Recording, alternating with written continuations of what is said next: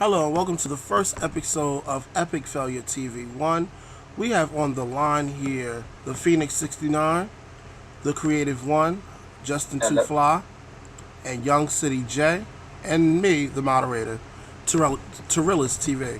We're going to definitely go into this topic, which is the BET Awards 2010, 10 years of them going through this award celebration. This one was honestly good.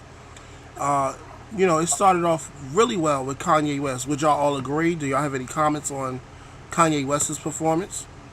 It was good. It was I like good. It was good. It's just I didn't really think of him as an opening act. So, Justin, how do you feel about that? Well, I mean, it was good. I like Kanye. Even though he has a little Taylor Swift debacle and everybody say he's arrogant, but I think Kanye is a very good rapper, and I think he did a good performance. And the Phoenix, how do you feel about it? I love Kanye, but that opener was just boring as fuck. The effects were nice, but Kanye, you put me straight to sleep. Ooh. Okay. Then we have Queen Latifah, who came out as her opening as the host. I believe that it was pretty good. I like how she tried to go in on some of the celebrities, especially Alicia Keys and Swiss Beats, with her saying that she hopes the baby looks like Alicia, then Swiss, and told him to continue to keep making beats.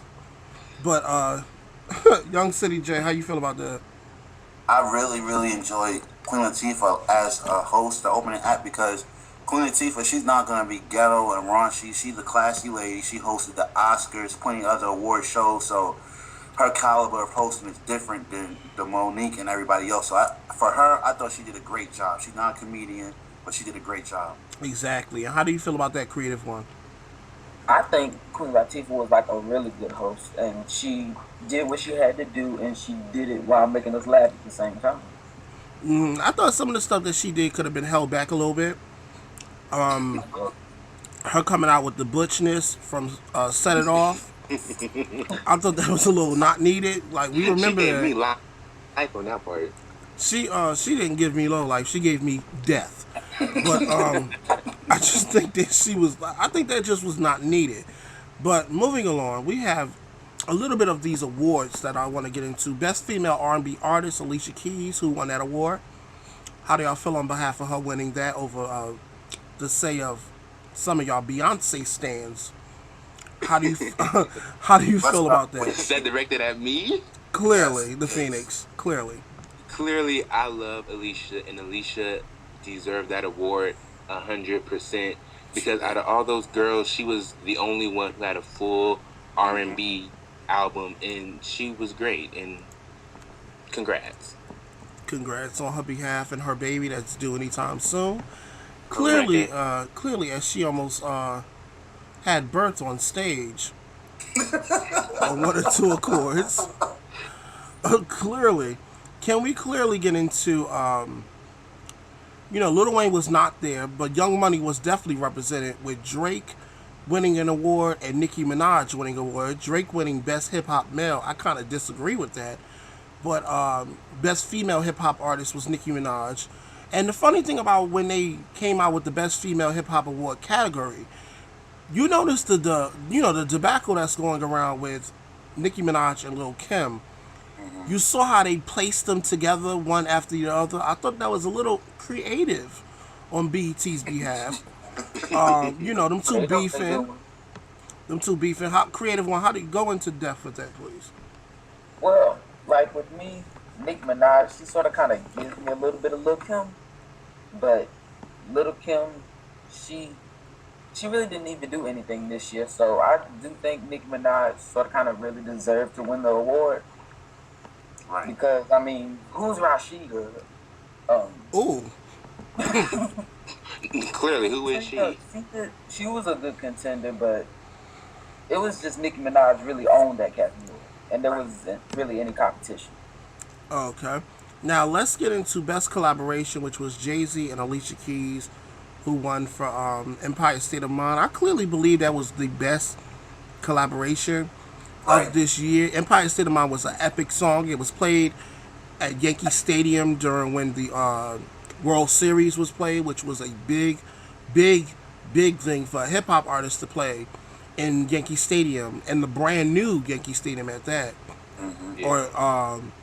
Or so for them to leave that little bit of oomph at it, it was nice. It definitely was nice. I think Alicia Keys deserved the award. Jay-Z not being there. Jay-Z wasn't there, Beyonce wasn't there, and Riri wasn't there, aka Rihanna.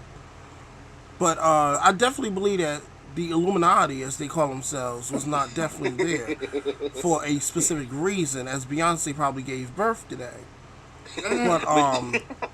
But Jay-Z is on tour, so him not being there. Jay-Z's on tour with his lackluster tour, but you see that, but you clearly see that Eminem made his way there to perform. How do y'all feel about Eminem's performance? I really enjoyed his performance. I love Eminem. That's all I gotta say to that. His performance was dry. It was dry. Like I wasn't even really expecting that much, because when Eminem comes out and performs, he does it by himself. He don't have no dances, none of that. He just straight up raps. So he gave me what I expected. He didn't do anything extra.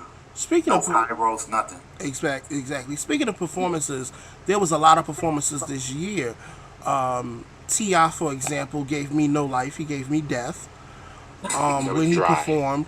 Clearly, Tiny did not use them lip implants on him the previous night good enough. Clearly. Maybe I need to go pay T.I. a visit. You stupid. But anywho, how do y'all feel about T.I.'s performance? It was his first performance back. He was a little rusty. Him being in jail for that 1 year and a day, as he clearly didn't do it all. But let's get into Young City J. How do you feel about that? T.I.'s performance, it was not what I expected from T.I., because he's one of my favorite male rappers, and he does dance and he does try to get the crowd hyped, but that would not be the song I would perform on that show. Like, even though I don't like Miss Carrie, that song that he got out with Miss Carrie would have been a better choice. Wow. And Miss Carrie has a lot of haters, as she came out looking like a tall giraffe. She looked like Rihanna. I'm sorry. She looked like who, Creative One? Rihanna. Like, did y'all not get any Rihanna from her outfit? I sure did. That was Rihanna's hairstyle, the same exact thing. As you tweeted that clearly, and we sat there and kiki about it. No shade to Carrie, man. She reminded me of what's that girl named? Leona Lewis. She gave you Leona Lewis. Oh wow. Whoa. Oh, not Leona Lewis, not Mariah Carey's knockoff. Clearly, and she cannot even hit a whistle register and sustain it. Sounded like a cat that meowed and passed out. But Leona Lewis has her own respect. I mean, I give her props when due. Clearly, it was not needed right then and there. But I think that getting back onto these performances, I think Chris Brown won back his fans tonight with the Michael Jackson tribute. And I'm happy that it was just one person this time. Not a whole array of people, but one person who danced, one person who just sung, who tried to sing, and boo-hooed. And see, I'm not even gonna go there right now. You trying to read him? You trying to read him? Chris did good. No, Chris did great. But we're gonna. And then he got all emotional, which was good, because y'all know how he feels about MJ and all that. But we're gonna leave y'all people with the suspense a little bit more as we go into part 2 with this BET Awards review. See y'all on part 2. Peace.